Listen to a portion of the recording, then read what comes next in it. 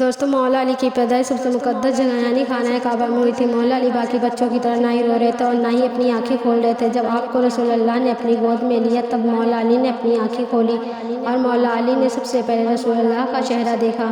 دوستوں، حضرت علی کے والدہ کا نام فاطمہ بنت اسد تھا اور ان کے والد کا نام ابو طالب تھا۔ دوستوں، حضرت علی رشتے میں رسول اللہ کے چچیرے بھائی لگتے تھے اور پھر بعد میں حضرت علی کا نکاح رسول اللہ کی بیٹی حضرت فاطمہ رضی اللہ تعالیٰ عنہا سے ہو گیا اور اس کے بعد آپ چچیرے بھائی ہونے کے ساتھ ساتھ رسول اللہ کے داماد بھی بن گئے۔ دوستوں، خیبر ہو یا بدر ہو یا احد، ان ساری جنگوں میں حضرت علی نے اہم کردار ادا کیا ہے۔ اس بات میں کوئی دو رائے نہیں ہے کہ اب تک اسلام کے اتحاد میں سب سے بہادر اور طاقتور یودھا کوئی گزرا ہے تو وہ حضرت علی ہیں۔ حضرت علی کے بہادری کی وجہ سے رسول اللہ نے اسد اللہ یعنی کہ اللہ کے شیر کے خطاب سے نوازا تھا۔ حضرت علی اسلام کے چوتھے خلیفہ بھی تھے۔ حضرت عثمان کے بعد حضرت علی کو مسلمانوں نے اپنا چوتھا خلیفہ چنا۔ حضرت علی کتنے بہادر تھے اس بات کا اندازہ بھی لگا سکتے ہیں۔ بدر کی جنگ میں مسلمانوں نے 70 کافروں کو جہنم حاصل کیا تھا، اس میں سے 35 کو اکیلے حضرت علی نے قتل کیا تھا اور 35 کو باقیوں نے مل کر قتل کیا تھا۔ جب مسلمان مدینے میں تھے تب اس بات کا ڈر تھا کہ کہیں دشمن حملہ نہ کر دے، تو حضرت سلمان فارسی رضی اللہ تعالیٰ عنہ نے سجھاؤ دیا کہ ہمیں مدینے کے چاروں طرف بڑے بڑے خندق کھود دینے چاہیے۔ تو سب مسلمان مل کر کھڈے کھودنے لگے۔ جب دشمنوں کا لشکر کھڈوں کے پار کھڑا ہوا تو وہ مسلمانوں پر حملہ کرنے کی کوشش کر رہے تھے لیکن وہ ناکامیاب رہے۔ لیکن ان کا سردار عمر کہنے لگا کہ یہ تو میری بے عزتی ہے، اور جیسے تیسے کر کے وہ خندق پار کر کے مسلمانوں کی طرف آگے بڑھا اور کہنے لگا کہ کہاں ہے وہ جو خود کو مسلمان کہتے ہیں، اگر ہمت ہو تو عمر کا سامنا کرے۔ رسول اللہ صلی اللہ علیہ وسلم نے فرمایا کہ کون ہے وہ جو اس مشرک کو شانت کرے گا؟ کوئی نہیں کھڑا ہوا۔ پھر علی کھڑے ہوئے۔ حضرت علی کو دیکھ کر عمر کہنے لگا میں تمہیں مارنا نہیں چاہتا، کیونکہ حضرت علی کی عمر بہت کم تھی۔ عمر کا مقابلہ کوئی بھی نہیں کرنا چاہتا تھا کیونکہ وہ ایک جانا مانا پہلوان تھا اور نہ جانے کتنے لوگوں سے اکیلے لڑتا تھا۔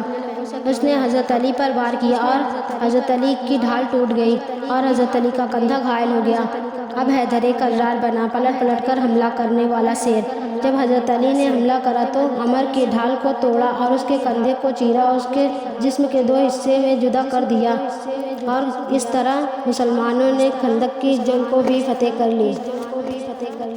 دوستو، یہ دور تھا حضرت عثمان کے خلافت کا۔ حضرت عثمان کے گھر پر جب حملہ ہوا تو حضرت علی، امام حسن اور امام حسین حضرت عثمان کے گھر کے باہر پہرا دے رہے تھے، لیکن حضرت عثمان کو کسی طرح دشمنوں نے شہید کر دیا، جس کے بعد مسلمانوں نے اپنا خلیفہ حضرت علی کو چنا۔ حضرت عائشہ جو چاہتی تھی کہ پہلے حضرت عثمان کے قاتلوں سے بدلہ لیا جائے، لیکن مولا علی کا کہنا تھا کہ مدینے کے حالات صحیح نہیں ہیں۔ حضرت عائشہ اور مولا علی کے بیچ صلح ہو گئی، لیکن دونوں لوگوں کے لشکر میں ایسے لوگ موجود تھے جو چاہتے تھے کہ مسلمانوں کے درمیان جنگ ہو، اور انہوں نے رات میں ایک دوسرے کے لشکر پر حملہ کر دیا اور نہ چاہتے ہوئے بھی جنگ ہوئی۔ اس جنگ کا نام جنگ جمال تھا۔ جنگ کے بعد حضرت معاویہ جو چاہتے تھے کہ حضرت عثمان کے قاتلوں سے بدلہ لیا جائے، حضرت معاویہ جو کہ شام کے گورنر تھے، ان کی ضد تھی کہ پہلے حضرت عثمان کے قاتلوں سے بدلہ لیا جائے۔ حضرت معاویہ کی ضد جائز تو تھی لیکن مدینے کے حالات ابھی ٹھیک نہیں تھے، نہ چاہتے ہوئے بھی حضرت معاویہ اور مولا علی کے بیچ جنگ ہوئی۔ اس جنگ کا نام جنگ صفین تھا۔ دونوں طرف سے ہزاروں مسلمان شہید ہوئے۔